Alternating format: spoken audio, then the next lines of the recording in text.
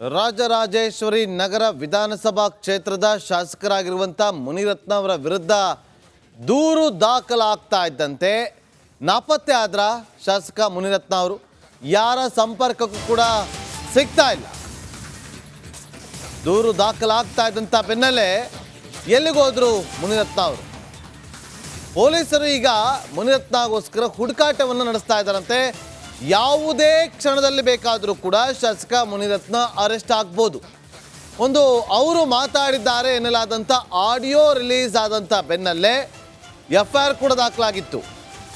ಗುತ್ತಿಗೆದಾರನಿಗೆ ಶಾಸಕ ಮುನಿರತ್ನ ಜೀವ ಬೆದರಿಕೆ ಹಾಕಿರುವ ಆರೋಪ ಮಾಡಿ ಕೇಸ್ ಕೂಡ ದಾಖಲಾಗಿತ್ತು.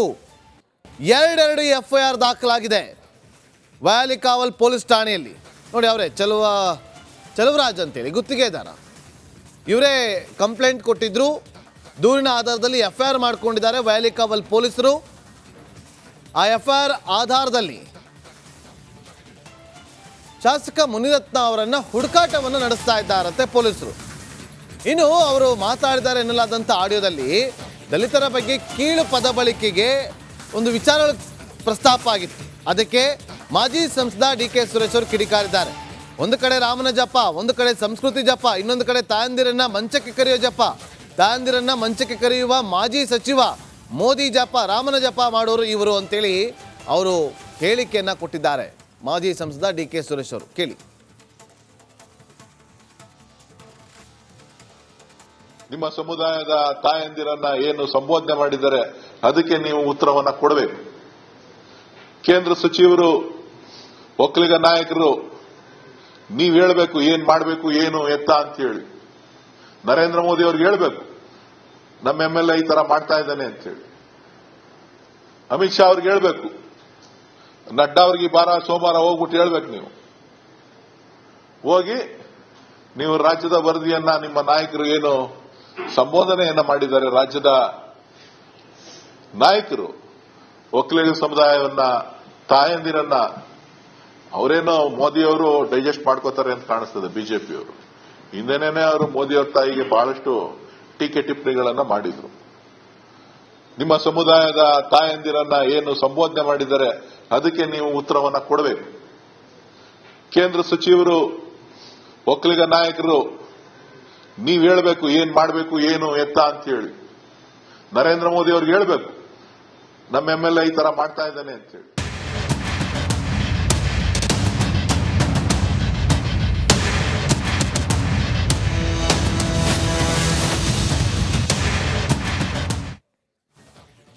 ಗಣೇಶ ವಿಸರ್ಜನೆ ಯಾತ್ರೆ ಸಾಗ್ತಾ ಇದ್ದಂಥ ಸಂದರ್ಭದಲ್ಲಿ ಮಂಡ್ಯದ ನಾಗಮಂಗಲದಲ್ಲಿ ಆದಂತಹ ಗಲಭೆಯ ವಿಚಾರಕ್ಕೆ ಸಂಬಂಧಪಟ್ಟಂತೆ ಇವತ್ತು 11 ಗಂಟೆಗೆ ಉಸ್ತುವಾರಿ ಸಚಿವರಾಗಿರುವಂಥ ಚಲುವರಾಯ ಸ್ವಾಮಿ ಅವರ ನೇತೃತ್ವದಲ್ಲಿ ಒಂದು ಶಾಂತಿ ಸಭೆ ನಡೆಯುತ್ತೆ. ಕೆಲವೇ ಕ್ಷಣಗಳಲ್ಲಿ ಈ ಶಾಂತಿ ಸಭೆ ಆರಂಭ ಆಗಲಿದೆ ಅನ್ನುವ ಮಾಹಿತಿ ಲಭ್ಯವಾಗ್ತಾ ಇದೆ.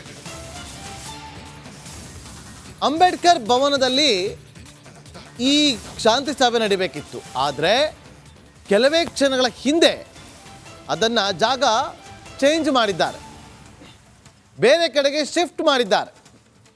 ಕೊನೆಯ ಕ್ಷಣಗಳಲ್ಲಿ ಆ ಒಂದು ಜಾಗವನ್ನು ಶಿಫ್ಟ್ ಮಾಡಿರುವಂಥದ್ದು, ಶಾಂತಿ ಸಭೆ ನಡೆಯುವಂಥ ಸಭೆಯ ಸ್ಥಳವನ್ನು ಬದಲಾವಣೆ ಮಾಡಿರೋದು. ಅಂಬೇಡ್ಕರ್ ಭವನದಲ್ಲಿ ನಡೀಬೇಕಿತ್ತು, ಅದನ್ನು ಖಾಸಗಿ ಕಲ್ಯಾಣ ಮಂಟಪದಲ್ಲಿ ಸಭೆಯನ್ನು ನಡೆಸೋದಕ್ಕೆ ಮುಂದಾಗಿದ್ದಾರೆ. ಇವತ್ತು 11 ಗಂಟೆಗೆ ಎರಡೂ ಸಮುದಾಯದವರ ನಾಯಕರುಗಳನ್ನು ಕರೆಸಿ ಶಾಂತಿ ಸಭೆಯನ್ನು ನಡೆಸೋದಕ್ಕೆ ಪ್ಲಾನಿಂಗನ್ನು ಮಾಡಿಕೊಳ್ಳಲಾಗಿತ್ತು. ಆದರೆ ಕೊನೆ ಕ್ಷಣದಲ್ಲಿ ಸಭೆ ನಡೆಯುವಂಥ ಜಾಗವನ್ನು ಬದಲಾಯಿಸಿದ್ದಾರೆ ಅನ್ನೋ ಮಾಹಿತಿ.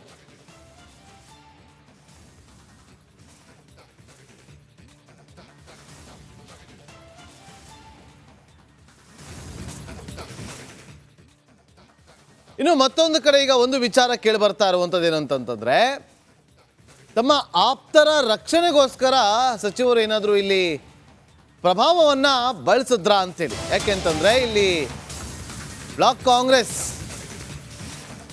ಅವರ ಲೀಡರ್ ಏನಿದ್ರು ರಾಜೇಶ್ ಅಂತೇಳಿ, ಅವರ ಹೆಸರು ಎಫ್ಐಆರ್ನಲ್ಲಿ ಎಲ್ಲೂ ಕೂಡ ಉಲ್ಲೇಖ ಆಗಿಲ್ಲ. ಗಲಾಟೆ ನಡೆಯುವಂಥ ಸಂದರ್ಭದಲ್ಲಿ ವಿಡಿಯೋದಲ್ಲಿ ಇದ್ರೂ ಕೂಡ ಎಫ್ಐಆರ್ನಲ್ಲಿ ರಾಜೇಶ್ ಅವರ ಹೆಸರಿಲ್ಲ.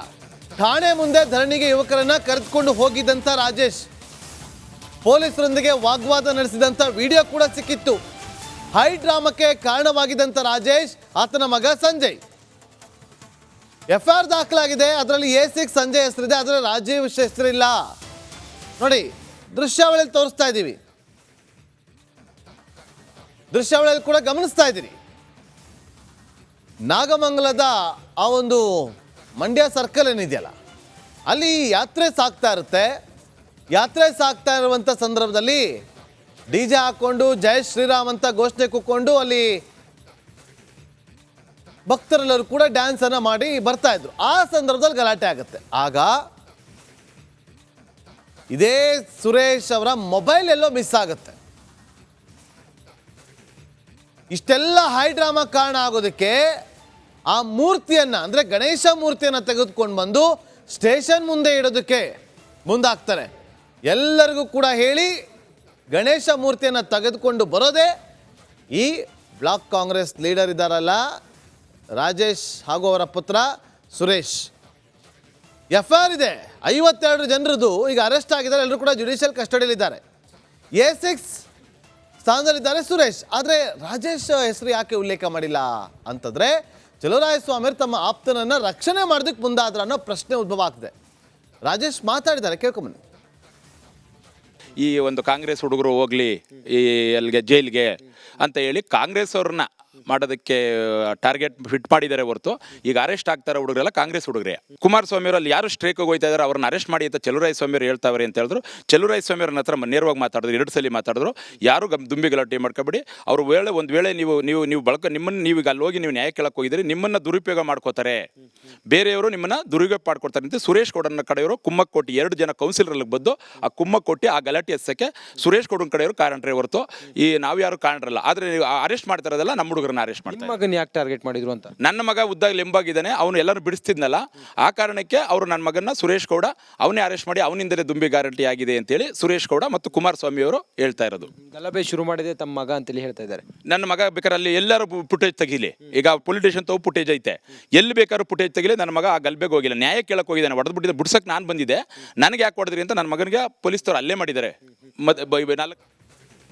ಮತ್ತಷ್ಟು ಮಾಹಿತಿಯನ್ನು ಕೊಡೋದಕ್ಕೆ ನಮ್ಮ ಮಂಡ್ಯ ಪ್ರತಿನಿಧಿ ಈಗ ಆನಂದ್ ನೇರ ಸಂಪರ್ಕದಲ್ಲಿ ಜಾಯ್ನ್ ಆಗಿದ್ದಾರೆ. ಆನಂದ್, ನೋಡಿ, ಇಲ್ಲಿ 2 ಪ್ರಶ್ನೆಗಳು. ಒಂದು, ಕೊನೆ ಗಳಿಗೆಯಲ್ಲಿ ಶಾಂತಿ ಸಭೆ ನಡೀಬೇಕಾಗಿದ್ದಂಥ ಜಾಗವನ್ನು ಬದಲು ಮಾಡಿದ್ದು ಏನು ಕಾರಣ? ಮತ್ತೊಂದು ಕಡೆ ಆಪ್ತರ ರಕ್ಷಣೆಗೆ ನಿಂತರ ಉಸ್ತುವಾರಿ ಸಚಿವರು. ಆನಂದ್,